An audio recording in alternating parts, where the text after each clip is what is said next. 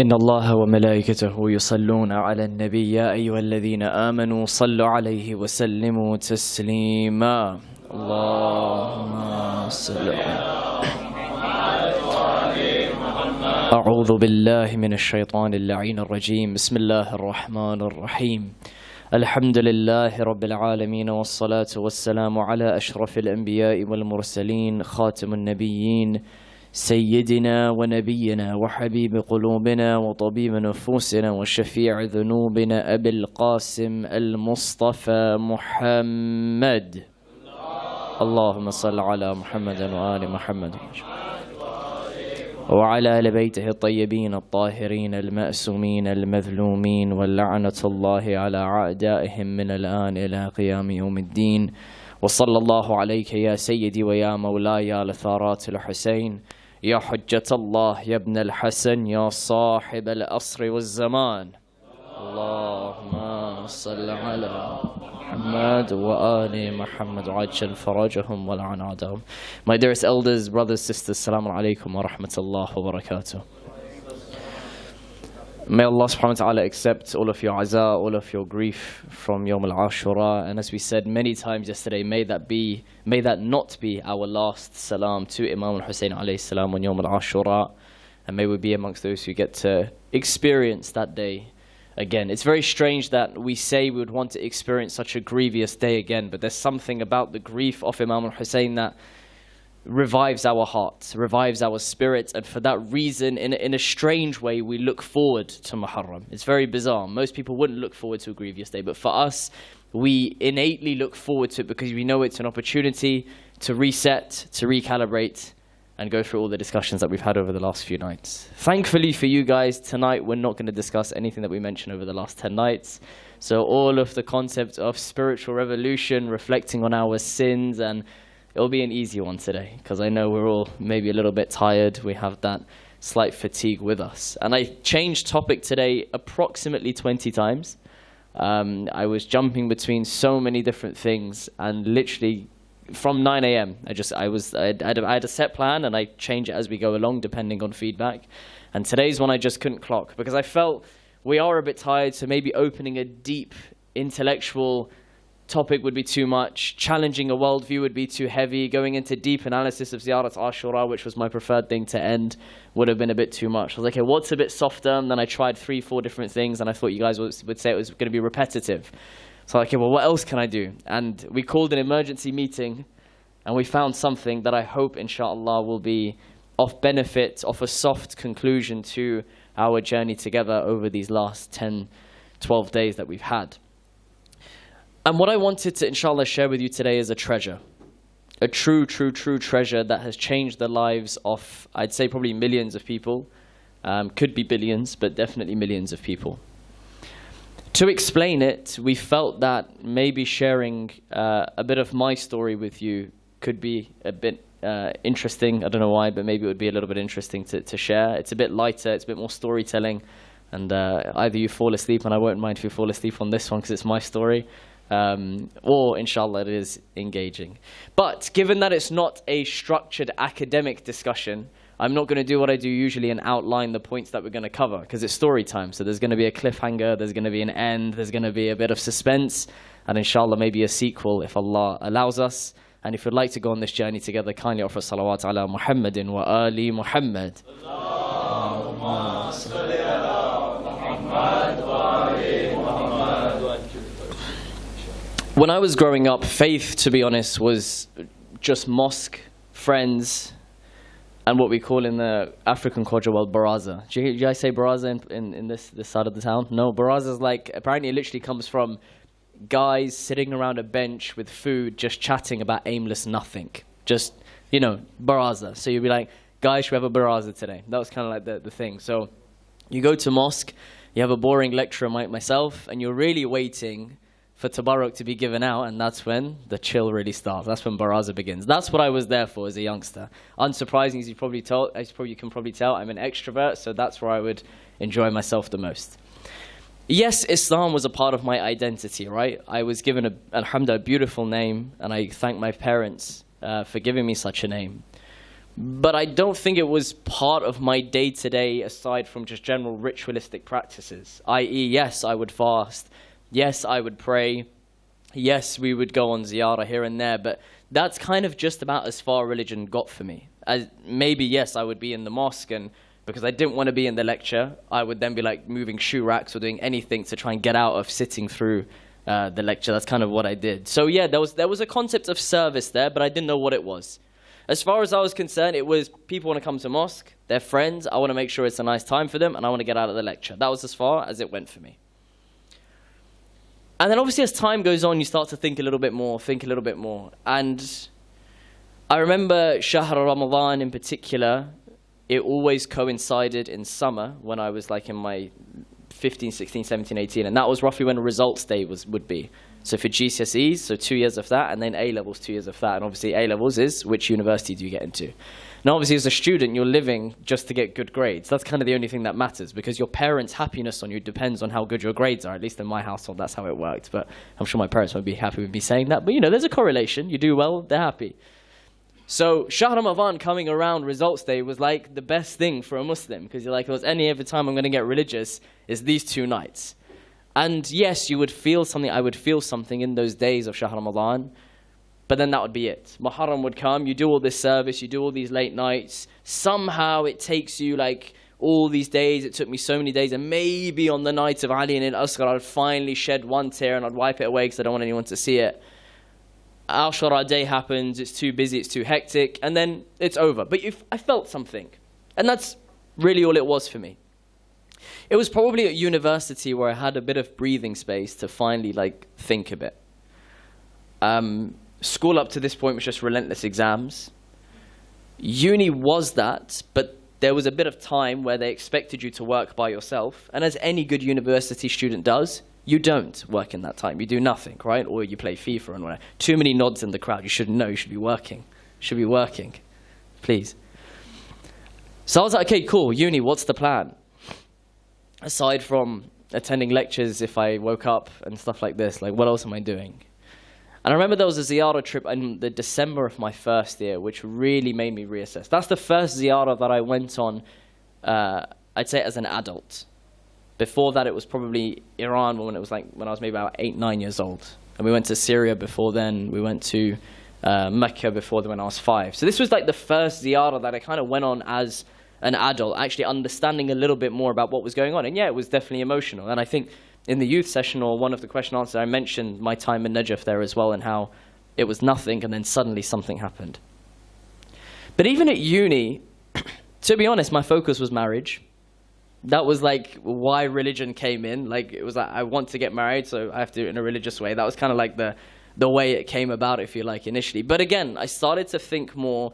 I started to submit more, but not knowing what I was submitting to. So you'd pray, fine.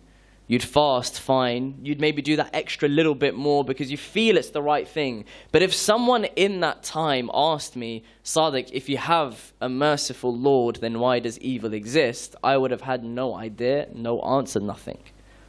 And I'm just grateful to Allah that no one came and asked me that question, or if they did, I was probably too arrogant to listen to them, to be honest. I was speaking too much. All of these like aqaidi questions, these belief system questions, they would have knocked me for 6. Why is your God one and not 2? Is he infinite or finite? I would have known the answers. He's one, he's infinite, but I wouldn't have been able to explain myself or justify it. I wouldn't have been able to tell you why Ahlul Bayt alayhim salam are so significant in our faith. And could it have just been other people? Okay, maybe, but it just happened to be Ahlul Bayt. That would probably be my answer to you at that point, and I know they're important and I revere them. So what changed? With submission came greater belief. With greater belief came something that I don't know what, but maybe just felt like I was getting closer to something, and that something was undefined. I was getting a better understanding during university of Aza in different cultures. I really liked the concept of Aza. I liked the concept of, I don't speak Urdu, Arabic, or English, or Farsi, so let's try and make things in English. And going to different centers and saying, hey, maybe your youth don't understand it, even though they're in a Pakistani community, maybe their Urdu is not so strong, or an Arab community, the Arabic's not so strong. And so I got to see these different ways of mourning and grieving. And again, that adds to your belief that there must be something, But what is it? How does this whole picture of God and Ahlul Bayt all connect? In 2017, this is after I graduate in 2015 and get married in 2015. And 2 years later, I go to Iran with my wife. And it was kind of the trip that made sense. Like at this point, we were like, yeah, cool. We know we're doing this for Allah, but again, probably couldn't have explained much more. Service was still there. But this trip to Iran was a bit different. We knew we wanted to go on ziyarah, but we kind of knew we wanted a bit of a chill-out holiday as well, and Iran could be a place where you get a bit of space, and you can... it's not like Karbala where it's heavy, right? You can go to Iran and kind of not feel so guilty to have some nice Iranian food and enjoy the ice cream and whatever. Although they don't have lactate there, so that's an issue sometimes. So we go there in 2017, and I would just pause at this point and say what I'm about to share will obviously be something that came to me and helped me in my journey, my limited journey. But the point I want to mention here to everyone is even if you're not feeling that conviction, never, ever, ever, ever give up on ziyarah of Ahlul Bayt alayhimus salam. Because you never, ever know, or the majalis of Ahlul Bayt alayhimus salam, because you never know what could come in that time. What beam of light Allah could give you in that time to wake you up. And honestly, if you had told my mother the thing that woke me up, she would have laughed you out the door 1,000,000 times over, which inshallah we'll come to now. So we were in Mashhad, we arrived in Mashhad from London, and then we were going to Qom afterwards. So we're in Mashhad initially. And for those who've been to Mashhad, huge, right? One of the biggest, if not the biggest, shrine or haram in the world. And there was a tour of Imam al-Rida's shrine for foreign pilgrims. Now, given that how big it was, my wife and I were like, okay, cool, let's get a proper tour of this place, and I'm sure there's stuff we don't know that exists that's there. The foreign pilgrim unit usually is taking, from what we could see from the group that we got allocated to, non-Muslim pilgrims. So when we were there, these are like people who are just interested by the shrine in Mashhad. So we had a load of travelers from Germany on a trip around Iran who were not Muslim, but just fascinated by this amazing site. So we jumped in with their group. They're taking pictures, we're having a good time. At the end, they give everyone some goodie bags, and then off you go. Of course, the guy who was running it was like, you two, come here. Okay, he's like, obviously you guys are Muslim. They weren't. Like, where are you from? So we told them, parents from Uganda, East Africa, and they're like, how are you guys from Africa? And that usual conversation kicked off. So we sat down, and then suddenly this Sayyid Maulana comes through and sits down with us, who speaks English. So having a nice chat, again, giving our story. And eventually he gives us another further set of goodies that he didn't give to the other guys, the German chaps that were with us. Within that bag was a book called Al-Muraja'at. Just a quick show of hands, have any of you guys heard of this book before? No? Okay, cool. So this is a nice one to begin on. A book called Al-Muraja'at by Sayyid Abd al-Hussein Sharafuddin al-Musawi, a scholar from Lebanon. Of course, at this point, as far as I was concerned, it was just extra weight in my suitcase, right? I am not interested in reading. That's what I'm saying. If I were to tell you what changed, it was obviously to do with books. If you told my mum that I'd be reading books, she would have been like, whatever miracle that is, hold on to it for life. I would not finish a single book or touch any book, no matter how many my parents bought for me as a kid. Ever. Ever, ever, ever. So anyway, at this point, it is just weight in my bag. But just some context behind it. It is a conversation or a set of letter exchanges between this dear Shia scholar, Sayyid Abd al-Hussein Sharafuddin al-Musawi from Lebanon, with a very significant scholar from the Ahl al-Sunnah, by the name of Sheikh Salim al-Bishri al-Maliki, who was the head of Al-Azhar University in Egypt for 2 years, for 2 terms. Al-Azhar being one of the most significant institutes in the Ahl al-Sunnah seminary, if you like, Medina University. Al-Azhar is another one in Egypt. And it's an exchange of letters where specifically they're kind of talking about the wilayah of Amir al-Mu'mineen. Should the religion have been led by the first caliph, Abu Bakr, or should it have been led by Imam Ali alayhi salam? Allahumma salli ala Muhammad wa ala Muhammad. At this point, didn't have a clue, wasn't interested, but that's the context of the book. It was first published in 1936, but the letters are from 1911, so almost 110 years ago now. So in Mashhad, I didn't touch it. We eventually go to Qom, and I remember it was quite clearly actually, my wife was resting, and the Wi-Fi was down. It's a very important part of that. The Wi-Fi is down in the hotel. So I'm like, I've got nothing to do here. I remember just sitting in the hotel room and there was that bag. And again, because it was the last thing I packed in the suitcase, it was on the top of the suitcase, just on the side. I was like, well, let me see what they've got. So I had all these CDs, these little pamphlets, and then this hardback book. And it's one of those really good-looking books you want on your shelf. It's by Ansarian Publications. Good hardback, looks very scholarly. It makes you feel like you're really in the big deal now. It's not a PDF kind of thing. It's the real deal. So it's the true stuff, right? You feel it. So I was like, okay, let's have a read. Now, a bit of background. When I was saying that I enjoyed this kind of whole azar thing, I enjoyed the faith when I was growing up. One thing I particularly enjoyed, because I had a big loud mouth, was debating and polemics, or what they call kalami discussions.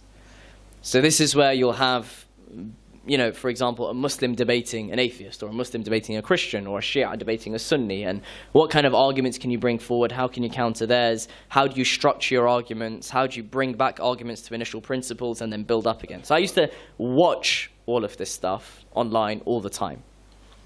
So I open this book, and I see the introduction, and it says, this is a set of letter exchanges between a Shia sheikh and a Sunni sheikh. Al-Azhar, I'm like, wow, that's quite powerful. I knew about Al-Azhar because I was in Egypt a few years before. I'm like, oh, interesting. And next thing I know, I'm like glued to this book. I think it must have been an hour or an hour and a half. And I'm shuffling pages, probably clocked more pages in that hour that I've read in like 10 years of my life. Just going through this thing. My wife wakes up and she's like, what on earth is going on? Like, is this still a dream? I've woken up and you're reading a book. Even she was like, what has happened? I was like, oh my God, look at this. And then he says this, then he takes that argument, and I was addicted, literally addicted to this book. So, beyond this, I then left the hotel. I remember we left the hotel, and given my arrogance, I was like, wow, I'm now a sheikh. I've made it. Like, I've made it. I've got a quarter of the way through one book. I've made it, right? That's it. Where's the hawza? Let me in. Qum has a very beautiful way of inspiring you towards knowledge, but then reminding you just how much of a drop in the ocean you really are, if you're lucky to be a drop. Why do I say that? For those of you who have been to Qum, especially during term time when the seminary, when the hawza is open, you'll see that their lesson times are relatively consistent across some of the madrasas. So at certain times, everyone will finish a lesson, especially if it's in the lead up to Salah. That's kind of when you'll see everyone come out.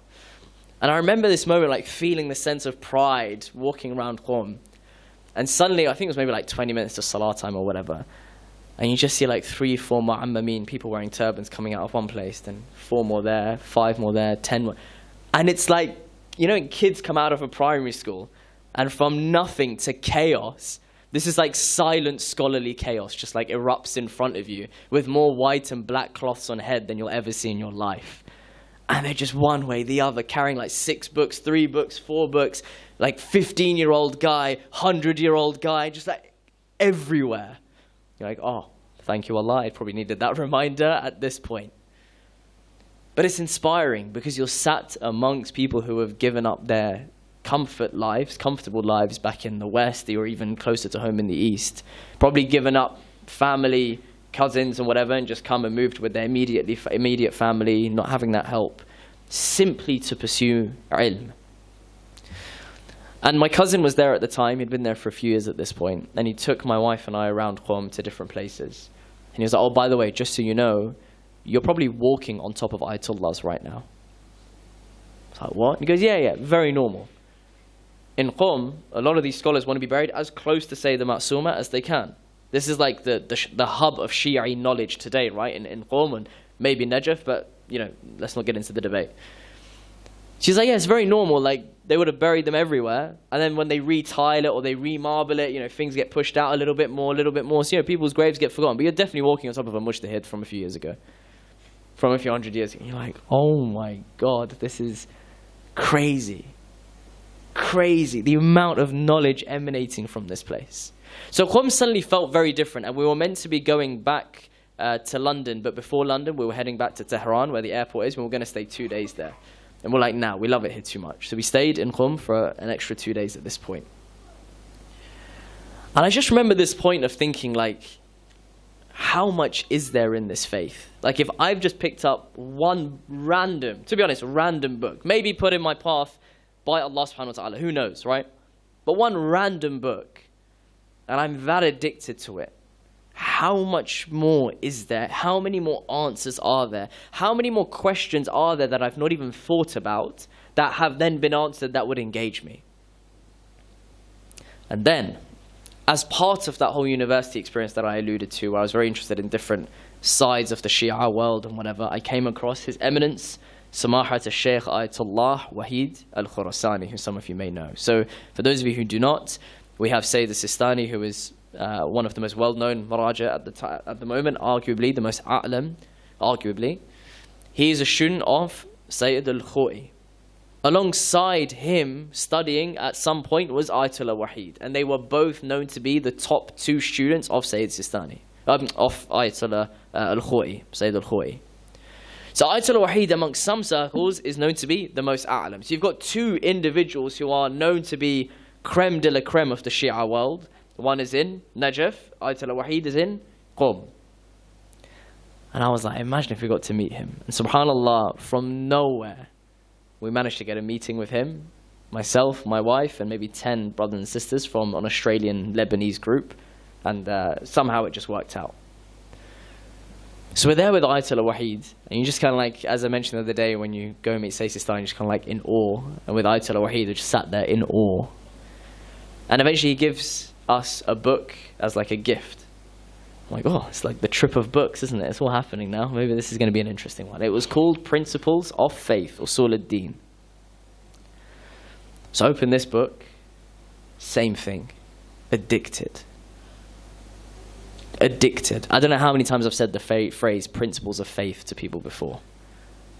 It's everything. I know you're laughing because it's the youth lectures. We just did 10 youth lectures on it, all on principles of faith, but this time by Ayatollah Nasser. And that same book my cousin gifted to me as well when we were leaving Qom. So I was like, okay, this is definitely a sign. I've definitely got to read this one.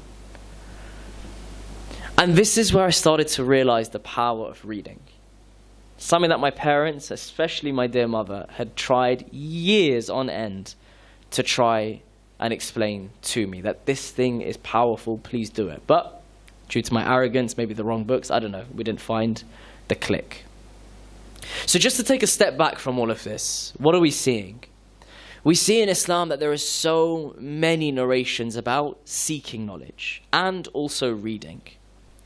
And for all those years that I was serving in the community, and now when I look back on it, I wonder how much of that service was accepted. How much of it was truly for Allah subhanahu wa ta'ala versus how much was just because that's what I need to do in the community. I was consuming knowledge, perhaps. Maybe I was consuming information, or maybe I was just consuming content. But I wasn't seeking it. And there's a very big difference between consuming and seeking. The Holy Prophet sallallahu alaihi wa alihi wa sallam, Allahumma salli ala, is reported to say search. Look at the key word, search for knowledge. Searching for knowledge is the duty of every Muslim. Allah likes the seekers of knowledge. Searching implies what? If you pick up a thesaurus and look at the word searching, you'll come up with discovery, discovering, finding. It's got a level of curiosity to it, right? If you're doing a quest, you go and search for the treasure, you search for the jewel. It implies hardship. It implies I've got a goal and I'm going to make sure I can find it. It's very different to consuming. And I think it's just worth reflecting, each of us individually, how many of us, in order to gain knowledge about our faith, consume rather than seek? Because the hadith says, searching for knowledge is the duty of every Muslim. Allah likes the seekers of knowledge. The subtlety there, from what I can see, just using these words, is an active connotation. It's definitely not passive from what I can see. So yes, going to the mosque for a lecture, and I had been doing that for so long, and yes, I was trying to evade it all the time, but obviously sometimes there's only so many shoe racks that you can move, right? And then they're like, okay, Sadiq, time to get in now. And then you're like, how long left? Yeah, I was consuming knowledge. Fine. I was consuming content. Was I seeking? For 23 years, was I ever seeking knowledge? On my own accord. I'm sure our parents at some age are like, go to madrasa. And yeah, there's a level of seeking. You get up from bed, at least for us it was Saturday morning, you get up from bed and you have to go, and that's seeking, albeit forced. But as an adult with an intellect, how many times did I go and seek knowledge? How many times are the Shia community today seeking knowledge? COVID had many, many blessings in it. But COVID came with a lot of complexities. Many of us got used to, okay, time to watch a lecture. Who says when they go to university, I'm going to watch a lecture? See the difference? You need to attend a lecture. You've got to be attentive. You've got to bring something with you, i.e. pen, paper, maybe a copy of the slides. But somehow in our faith we ended up saying, okay, chai ready? Let's watch. Very different connotation, very passive, very consuming. And I don't know about you guys, but I'm sat on a couch watching a TV, I'm not thinking. I'm just, whatever they're saying is coming in, maybe I'll retain it if it's interesting, but I'm definitely not in my critical thinking. My senses are off. But when I'm attending a lecture, I'm engaged. Our holy sixth Imam, Imam Ja'far and Sadiq, salawatullahi wa salamuhu alayhi, Allahumma salli ala Muhammad. Super powerful statement. He's reported to say, if the people knew the uses of knowledge, they would have tried to acquire it even at the cost of their very lives. For this purpose, they would have undertaken hazardous sea voyages. So it comes back to that hadith of the Prophet. Searching. There's got to be something active. Allah likes the seekers of knowledge. There's got to be something active. Imam Sadiq saying they would have tried to acquire it even at the cost of their very lives. The cost that I'm willing to go through during COVID was sit back on the couch. That's as far as my cost was. Maybe I'll drive up to 20 minutes. More than 20 minutes? No. This is too much for me. I can't do that. And then you see the extent to which our ulama go to. And we'll give a story about one of the great ulama and how much he went out of his way to seek knowledge towards the end. It's too easy for us now to pretend that we're seeking knowledge. Watching an Instagram live for 3 minutes is not seeking knowledge, it's consuming content. Reading a forward with the disclaimer at the end, forward as received. I don't know if you guys have that here, but it's a big thing in the UK. I haven't verified anything in this forward, but did you know that this happened? Forwarded as received. Sadiq, it didn't happen. I just said forwarded as received. It wasn't on me. My dear elders, that doesn't count as seeking knowledge. One way to do this active seeking of knowledge, at least, is through books. Interestingly, it was our CEO of the business who actually got me thinking about books. And I said to him, I said the same reply that I said to my mum back in the day. I was like, no chance, bro. I'm never picking up a book in my life. And now he laughs at me for what's then happened since. So he was saying, look, Sadiq, you want to be a good business guy. You don't want to fail when you become a business leader. I was like, yeah, I really don't want to fail. Guess what? It happened. I failed. So anyway, books didn't help me, but maybe they would have. He was like, you need mentors. In business, you need mentors. There's many people who have trodden the same path where your best employee leaves suddenly in the middle of a massive project. They will know how to cope with it because they've gone through it 5 times. You'll panic, you'll cry, you'll do the worst decisions, but if you have a mentor, he'll tell you to calm down, relax, and help you figure out a plan, right? Mentors are important. But the best mentors, they've got multiple businesses. And as a result, they're very busy. And because they're very busy, and because you're nothing, they're going to spend time with you. I was like, great. So what was the whole point of the story? It's like, thankfully, for some reason, probably out of ego in some cases, they write a book about their experiences.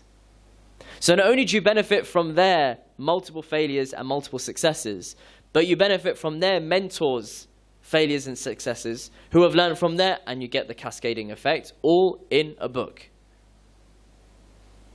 I like this really dumb analogy. Are you guys familiar with IKEA? Yeah? Amazing. Good. I'm happy. So in IKEA, you have one of 2 choices when you buy that flat pack furniture. Either you've got 200-300 pieces in front of you, and if you're like me, that'll take maybe about a month to put together, and it'll still be wobbly, and my wife will still have a go at me for it, but it's safe-ish, right? Either you build that thing without the manual, or you do it with the manual. What's the difference? The manual has someone who's done it before, over and over and over again, written out the set of instructions. Any intellectual person will say, if I'm faced with a load of complexity, if there's a manual on how I can do it, I follow the manual. Life is so complex. And we have so many manuals written about it. By people who have experienced it, by people who are going through it today and are writing where they've got up to, but something even better, by divine guides who know exactly what is the right thing to do. Not hypothetically. Business books are hypothetical, right? If you do this, you'll be okay. Islamic teaching from Ahlul Bayt is a guarantee of success if you follow it. Right? It's a guarantee of success if you follow it correctly. Business books, if your business goes bankrupt because that first person out of the 8-person leadership team left, and the business book says, don't worry, just say to the leadership team, we don't need this person, we can go on ahead. So you go to your next exec meeting, we can go on ahead, everyone. Everyone else in the team may look at you and say, you're arrogant, we really needed him, you were the issue, they all resign. You go to the author of that business book, hey, you told me, look everyone in the team in the eye and give them confidence. They'll be like, bro, not my issue. You paid me my 10 quid for the book, I'm done. Forwarded as received, right? That's kind of that sentiment again. Ahlul Bayt give us perfect teachings. Quran gives us perfect teachings. Manuals, books, everywhere. Instructions, everywhere. So life is sorted. We've got IKEA manuals everywhere. Really, really good ones. And this is why we have this beautiful narration from Amir al-Mu'mineen Ali ibn Abi Talib salawatullahi wa salamuhu alayhi, where it's reported to say a person who keeps himself occupied with books will never lose his peace of mind. Constantly satisfied because we're thirsty for knowledge as humans. We always want to know more. We're never satisfied with where we've got to. You always want to learn more. If it's in sport, if it's in a skill, if it's in cooking, if it's whatever, you always want to learn more. One of our amazing scholars who in particular is known for his works in tarbiyah, in the upbringing and nurturing of children, and if you're interested in that, I highly recommend his works, by the name of Ayatollah Ibrahim Amini. He has a famous work on the principles of bringing up children, in which, in chapter 72, he dedicates a chapter to the habit of reading books. He says books are one of the best tools for training and upbringing. A good book always has a positive effect on the mind of the reader. It will elevate spirit and thoughts. It will augment their store of knowledge, and books will help in correcting their lack of morality. I've heard parents speak to me and grandparents speak to me in the last few days since I've been here, saying we're worried about the morality in our community. We're worried about the immodesty in our community. Books is a great way to get people thinking about this. To read it for themselves, to say, oh, is this how men think of me? Is this how men look at me? And equally for the men, if we read, this is how women think of me, they really don't care as much as we think they do. They're just being nice and we take it too seriously. If we read this, it's going to speak to us more than if I come and say it to you and he's like, well, he's got an ego, I don't want to listen to him. But when a book tells you it, you're like, well, either I argue with the book and the page, or I just accept maybe there's some value in this line. It's fascinating the way Ayatollah Ibrahim Amini reflects on that. After this realization of books, things did change for me. Still very early doors, but things did change. And I kind of regret that it took me so long to get there. And I thought I'd share maybe some of the books with you that I found to be really, really valuable to me in my journey and still speak to me every day. And I think some of the names you'll be familiar with. The first, as I already mentioned, is Principles of Faith by Ayatollah Wahid al-Khurasani. You can get it on PDF and it's been translated really well by Sayyid Ali Raza Rizvi, who I know many of you are familiar with, who I see has posters everywhere on big banners. The other day when we were getting on the night of Ashura, when we saw his big banners everywhere.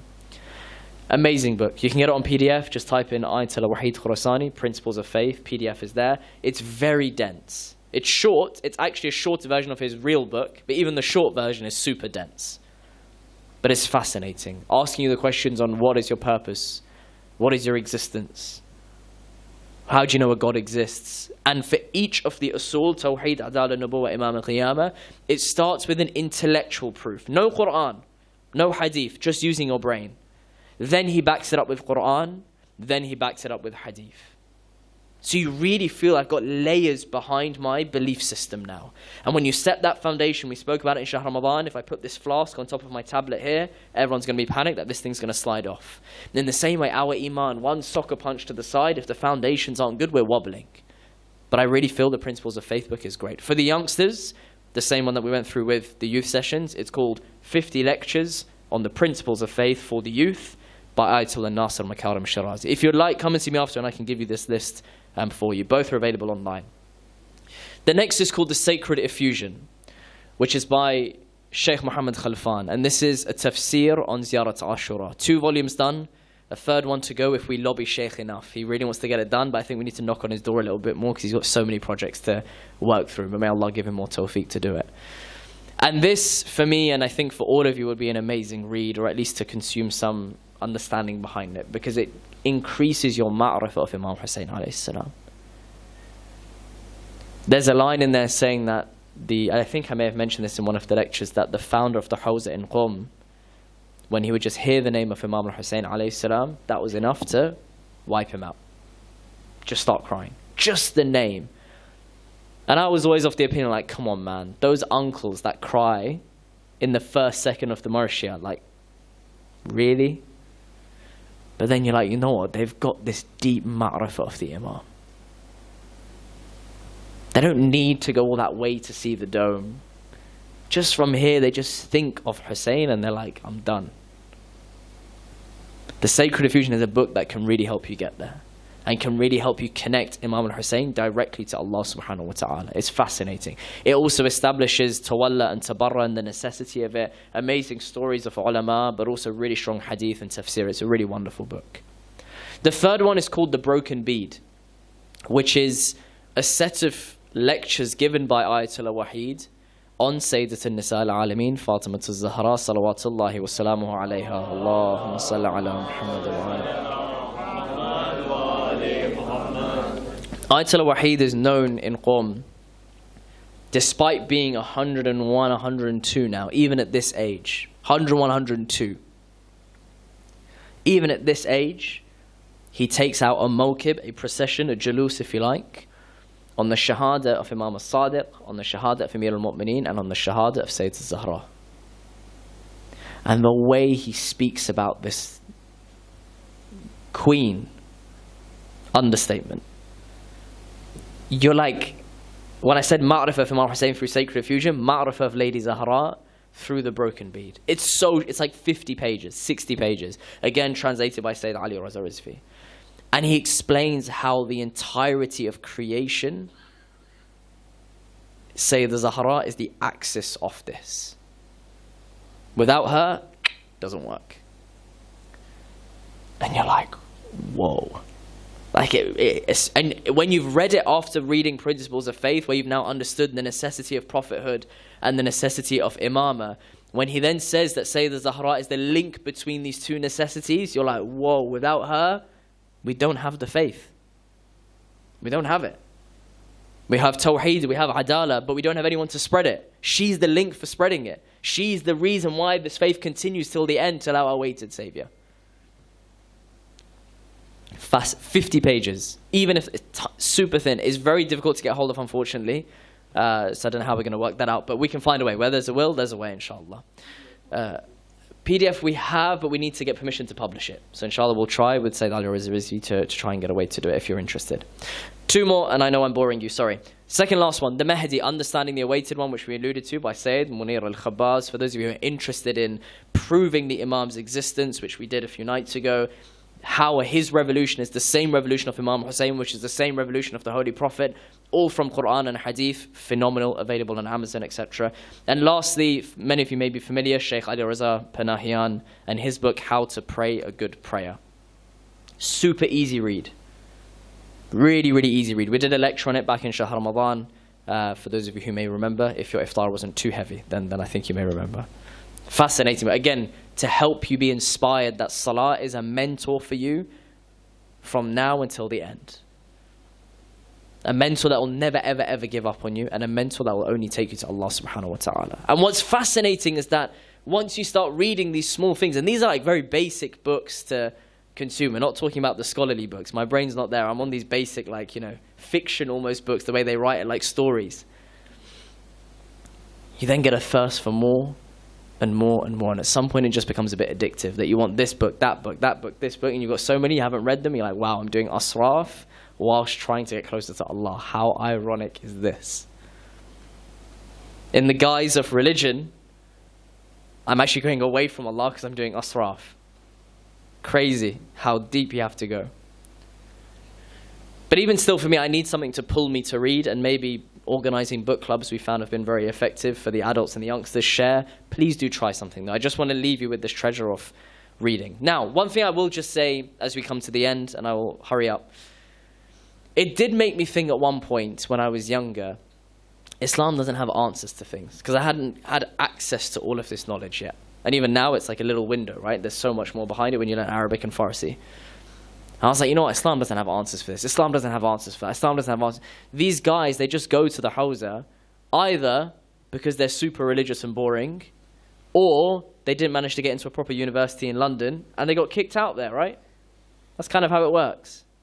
Such was like my mentality back then, and even the mentality amongst many, that the value of our ulama is basically you're just readers, and that's it. You're not thinkers. You just read and regurgitate. When you actually go and spend time with some of these scholars, and I know the scholars who I'm thinking of will tell me, I'm a student, talk about my teachers who are 40, 50, 60 years in the hawza. I'm talking about the ones who've been there 10, 15, 20 years. They would say, when you speak with them, you're like, this is how much you know. This is how aware you are. This is what you're working on. This is the amount that's on economics. This is the amount that's on, I don't know, artwork and calligraphy even. This is how much is present on geography, on chemistry. And you're like, since when? I thought Islam was like hadith, Quran, khalas, finished. Be good, get to Allah, done deal. Don't smoke, don't this, don't that, I don't know. Finished. And you realize the depths behind these guys. Like, damn, maybe I've underestimated them a little bit. Maybe when these guys go to the hawza and they spend 20, 30, 40, 50 years, I should be kissing their forehead and the brain behind it. And the soul behind it. That's had this sincerity to continue to study for all that time. You speak to these scholars of that level and you ask them a question. And the way they answer you is fascinating. It's like they could answer you in one way, but they can answer you through the lens of 4 or 5 different sciences. Do you want me to answer you through a aqaidi way? Do you want me to answer you through an akhlaqi way? Do you want me to answer you through a fiqhi way, an ahkami way? Do you want me to answer all these different lenses? And then when they hit you with all of them, you're like, okay, fair enough, you know your stuff, man. They'll cite other religions' works, philosophers that we haven't even heard of. And you're like, wow. And I would say we've devalued our scholars significantly. Devalued them significantly. Because acquiring this knowledge is not just like acquiring maths and English. This is divine knowledge. It doesn't just require the aql. It requires, we said earlier, your soul to be in a place where it can receive this light from Allah subhanahu wa ta'ala. This is divine knowledge. And there's a fascinating hadith where a man by the name of Unwan al-Basri, who some of you may have heard of before, reaching his 100th year of life, roughly, comes to Imam Sadiq alayhi salam and asks him, Allahumma salli ala Muhammad wa ala Muhammad wa He says, I asked Allah to soften your heart towards me and provide for me from your knowledge. And I hope that Allah has answered what I asked for concerning your noble personality. This is just a tiny part of the hadith. There's a slight prelude to the conversation, and there's a load of conversation after. I'm just giving you a tiny bit. The Imam's reported to reply, calling him by his kunya, O Abu Abdullah, knowledge is not obtained through learning. What a line. Like, if you want to wake someone up, knowledge is not obtained through learning. What? Rather, it is a light which Allah casts into the heart of whomever He wishes to guide. If you desire knowledge, then first seek the reality of servitude in your soul. Haqiqatul ubudiyya. Seek knowledge by applying it in actions. Ask Allah to grant you understanding, and He will grant you. It's crazy how you can think, you know what, it's time to learn, it's time to become faithful, it's time to, really get back towards Allah, I'm going to go learn. And Imam's like, just be sincere, please. Sincerity, ikhlas. Another chapter in Surah, another word for the chapter of Surah Al-Ikhlas is Surah Tawheed. If you want to understand what ikhlas is, you need to understand what Tawheed is. Imam's like, go be sincere first. And then there's a whole discussion that they have. What is servitude? What is this? What is that? And there's a book, and I was going to bring it. I wasn't sure if I should bring it or not. I brought it with me. It's a 500-page tafsir by Ayatollah Tahriri on this specifically. On servitude and knowledge and the link between the two. So I know I've gone on about get closer to Allah, get closer to Allah, do this, get closer to Allah, get closer to Allah. Because our journey towards Allah creates sincerity. If it's aza, if it's seeking knowledge, if it's ihsan to our parents, if it's bringing up the youth, if it's the youth striving, if it's giving away our possessions that we can become better in, it's all about qurbatan ilallah.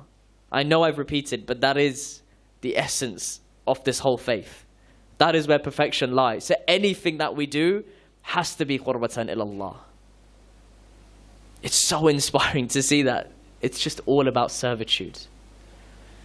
So what's the conclusion? Labayk ya Hussein, we've said it so many times. And I said, another version in ziyarah, we say, Labayk ya da'i Allah. I'm here for you, O Hussein. I'm here for you, O caller unto Allah subhanahu wa ta'ala. Again, I'm being pointed back in that direction. Okay, I hear that. I'm going to go in that direction with your help. Thank you, Imam. And to go that, I will seek knowledge.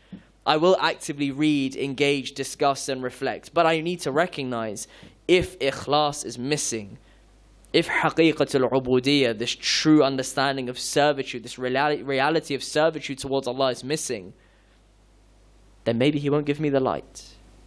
The revolution starts with our change, with our sincerity towards Allah subhanahu wa ta'ala. We said the other day that you could have one sin, but so many goodness. Or you can have one goodness and no sin. The priority is one goodness, no sin. Amir al-Mu'mineen is reported to say, obtaining fresh knowledge removes the tiredness and cloudiness from your hearts, because the hearts, like the bodies, to experience exhaustion. We like to be thirsty for knowledge, hungry after it. The Prophet's reported to say, if I spent one day without adding to the store of my knowledge, I would consider that day unlucky for me. And there was a specific, I was thinking, okay, who could we talk about at this point? And I was like, you know what, to end with, let's end with an individual who gave everything so sincerely for the sake of knowledge. Sayyid Ayatollah Shahabuddin Marashi Najafi, more commonly known as Ayatollah Marashi Najafi. For those of you who've been to Qom, his famous library is there. If you ever hear about the famous library in Qom, it's probably going to be referring to Ayatollah Marashi Najafi's library. Just a bit on his background, just to appreciate the scholarship of this man. And I'm going to do him a disservice like crazy, but at least for me, this helped me understand a tiny bit about his maqam, about his level, his understanding, his sincerity to Allah. We all know that to reach the level of ijtihad is very difficult. You need to know ahadith inside out. I remember one of the guys in Qom telling me that his teacher told him that one of his fellow students went to their teacher, and he turned up and said, "Oh teacher, I don't understand this hadith," and I can't remember which way around it was, but the sentiment's the same. "I don't understand this hadith from said imam." Let's say it was fifth imam. The teacher said, "Read me the hadith." He read the hadith, and the teacher replies to him, "That has the fragrance of this imam." Look at the level these guys reach. You bring them a hadith and they can tell you who's written it, because they can get the way the A'immah speak. Imagine them with the Quran. For those of you who know those who are true lovers of the Quran, it's always in that top pocket.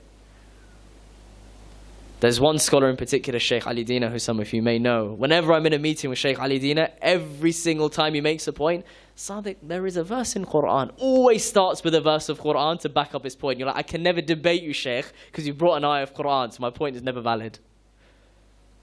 These guys who have reached these levels where the Quran is inside out in their head. Hadith is inside out in their head. Why? Because when they derive these rulings, they need to be absolutely sure that this doesn't override that, or that doesn't override this. The sanad of this is legitimate enough. No. Imagine how long it takes to master all these ahadith, all these lines of Quran. How many years? 50, 60, 70? Let alone the science on how do you extrapolate what is the legit, what isn't. The rules of fiqh, which are so complicated. You'd say maybe someone who's in their 50s, good job. If you reach the level of ijtihad at 50, good job. Ayatollah Marashi Najafi, born in 1897, reaches the level of ijtihad 1925. That's 28 years old. Sadly, that's me in about 9 days' time. Oh, these guys, they go because they couldn't get into a good university in the UK, so they just go to... their parents sent them. I'm not saying there aren't parents who just send their kids to Iran to go and study and then it doesn't work out. Yes, it happens. But I am saying there are giants of scholarship. And I'm sure Ayatollah Marashi would probably say there were many more better than him who were buried around in Qom and we probably don't even know their names. Why do I mention him though? Not just because age 28, he reaches the level of ijtihad, according to this report, and I remember hearing it there as well, but it could be in late 20s, early 30s. But his library, and I just want to end on this point before the Masa'ib. Ayatollah Marashi Najafi started the collection of his library whilst he was studying in Najaf. He bought some of the manuscripts of the collection with the nightly working he did after his classes, and would save in the expenses of his life in order to go and buy books. Imagine that commitment. Skip lunch in order to save up to buy books. You want to seek knowledge? Look at the sacrifice. He noted how he bought every book in the front cover. So he would write it down, how he bought that book. The book Kashf al-Lugha wal-Istihalat, written by Abdul Rahim ibn Ahmed al-Hindi al-Bahari by the request of his son from the year 1160 or 1747. The writer had passed away a little after writing the book. This is what he's writing. I bought the book with the income of saying prayers of 2 years on behalf of Mirza Muhammad Bazaz Tehrani for 20 British rupees. May God succeed us.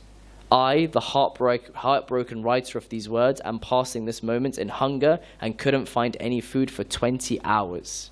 May Allah solve all our troubles. And then he signs off his name. Seeker of knowledge. Seeker of knowledge. And I'm ready. Let's watch the majlis. Seeker of knowledge. Now there's around 80,000 manuscripts, original manuscripts in his library. They have, imagine like, they actually joked about it, like a Ghusl Kafan committee to revive these manuscripts. They've got these crazy machines that basically try and level out the pages again, fill up holes. If there's like a part of the sentence that's gone missing because maybe like an ant has eaten through it or whatever, they try and follow the type of font and then fill it up and make it try and as original as possible. Very careful storage instructions. It's like, it's crazy. And you see it's like a surgery with all these guys working on this tiny book. And there's so many stories about the books that he went far and wide to find and then had to sacrifice and salah and this and that in order to pay for. Seeking knowledge.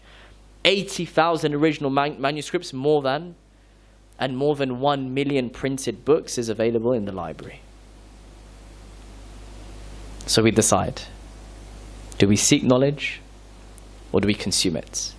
The Ayatollah in his will asked to be buried in his library, and if you now go visit his library in Qom, you'll see when you enter on the left hand side, his darih is there. Inshallah, in honor of his incredible, inspiring works, we offer a salawat to bless his soul. Aflaha man salla ala Muhammadin wa ali Muhammad.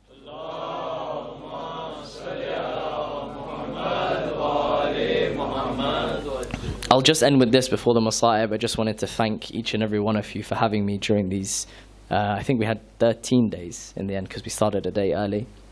I know I went overtime many times. I'm probably about to go overtime again, so I apologize. I'm not great at this. I know at points I've been a bit direct and have pointed out certain things in the community, so please forgive me if it's come across the wrong way. It's really not my intention. It comes from a place of love, a place of trying to educate myself first, and maybe if others can benefit from the works of our scholars, then share that with them as well. Any value that maybe have been derived from these small talks that we've done goes to the scholars who have written these books. As you can see, I don't pretend to be a scholar. I'm not a scholar. I take the works of our scholars and basically read them out to you in a slightly exciting way. That's kind of all I do. So they are the ones who have gone through, like Ayatollah Najafi, through all this effort, and may Allah bless them and their families for the sacrifice that they gave, inshallah.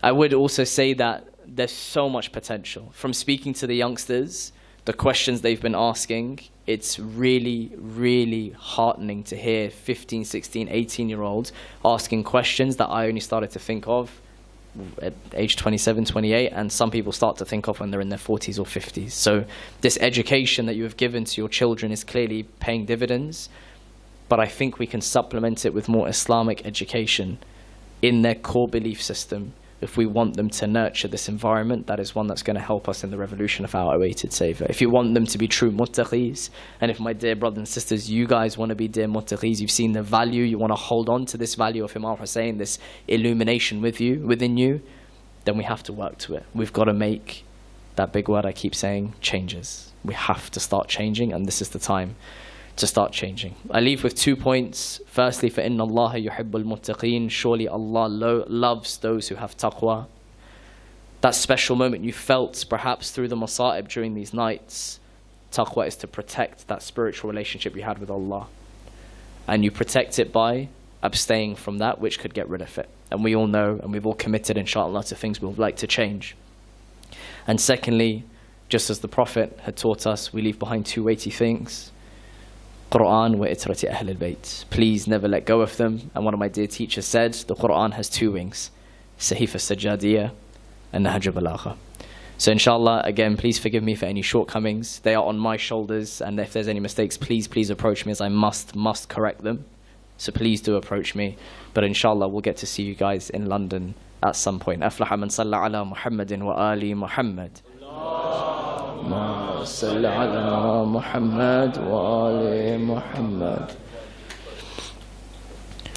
صلى الله عليك يا سيدي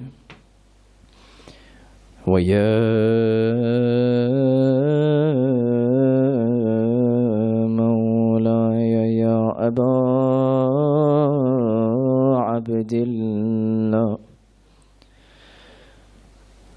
صلى الله عليك يا ابن رسول الله.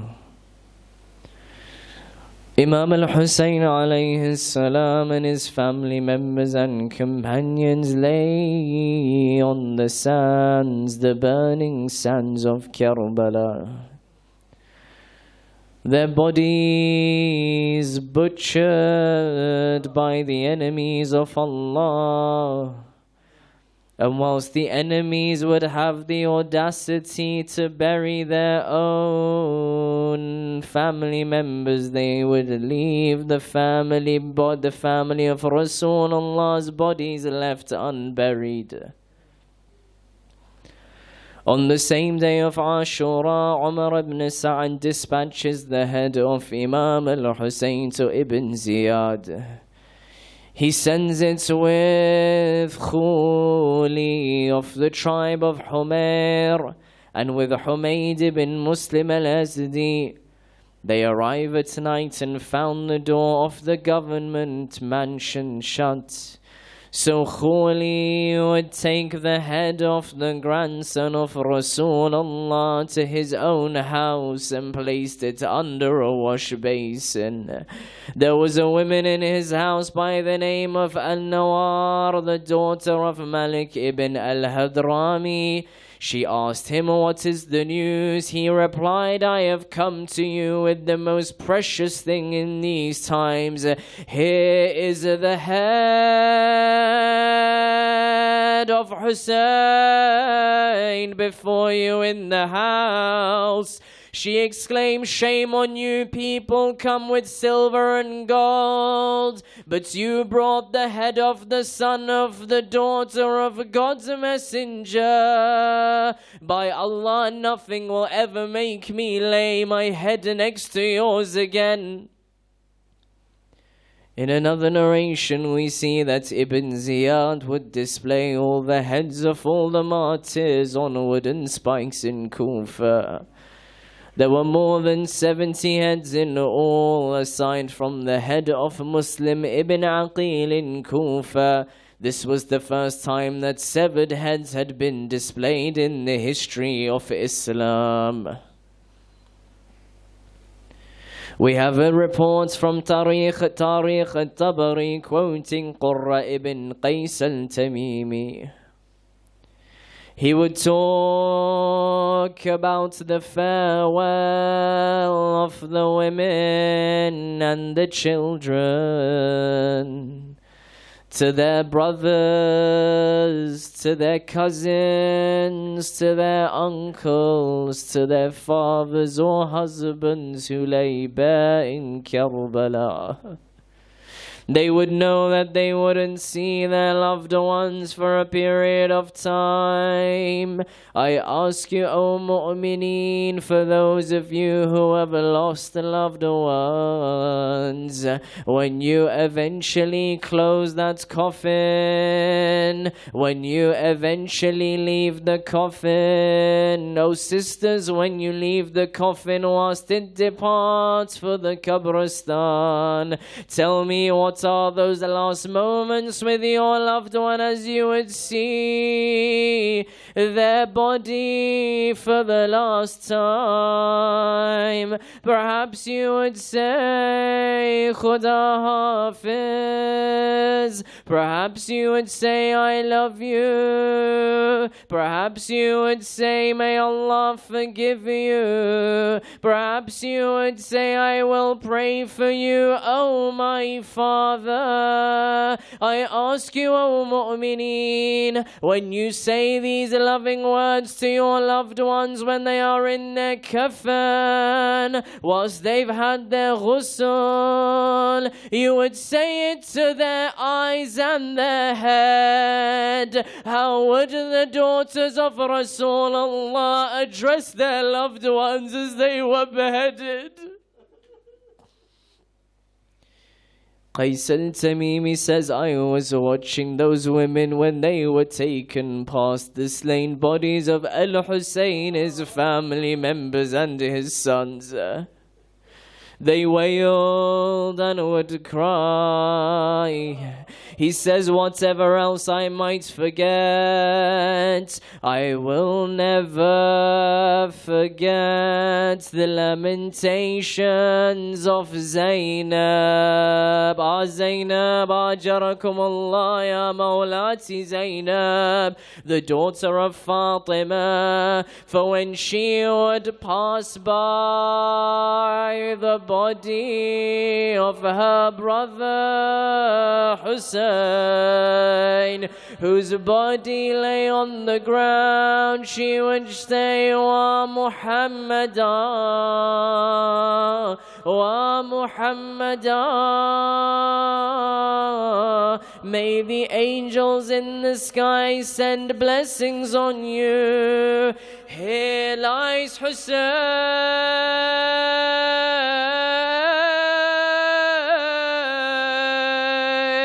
Here lies Hussein in the wilderness, covered in blood, with his limbs severed. O Muhammad, your daughters are captives, and your children lie slain, and the desert breeze blows dust over them.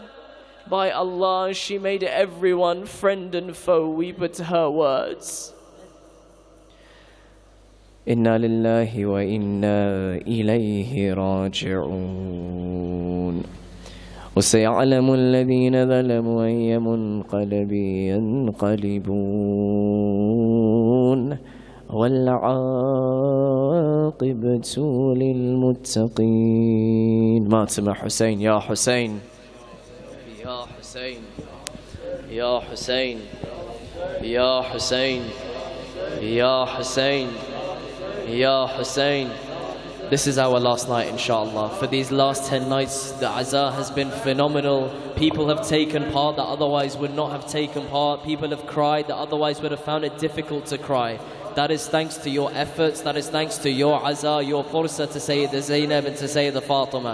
Give it everything you have today, inshallah. Ya Hussein. Ya Hussein.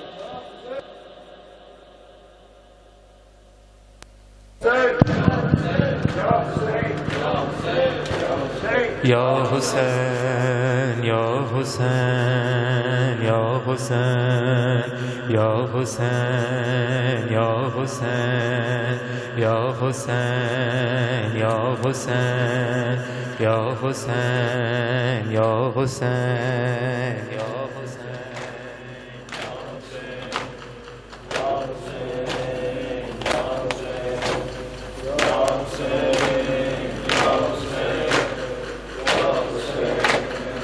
حسین جاتا ہے مرنے کو میری زینب، قریب آ گیا اب وقت آخری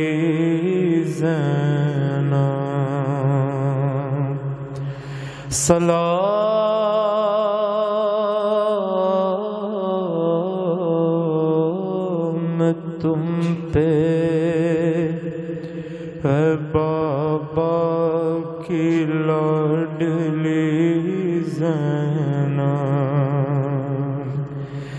زینب نے کہا کون ہے پردیس میں میرا، کیوں جاتے ہو تم چھوڑ کے بھیا مجھے تنہا۔ زینب کو ہر ایک موڑ پہ تڑ پائے گی دنیا، یاد آؤ گے بھیا، یاد آؤ گے بھیا۔ زینب کو ہر ایک موڑ پہ تڑ پائے گی دنیا، یاد آؤ گے بھیا، یاد آؤ گے بھیا۔ زینب کو ہر ایک موڑ پہ تڑ پائے گی دنیا، یاد آؤ گے بھیا، یاد آؤ گے۔ سارے مل کے مشورہ پڑھ سے دیجیے۔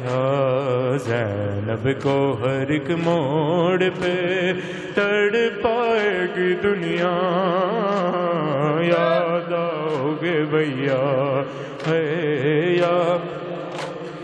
یا بعد آپ کے ہوگا میری غربت کا یہ عالم، اس وقت غریبی بھی کرے گی میرا ماتم۔ سادات کو جب راہ میں دے گا کوئی صدقہ، یاد آؤ گے بھیا، یاد آؤ گے بھیا۔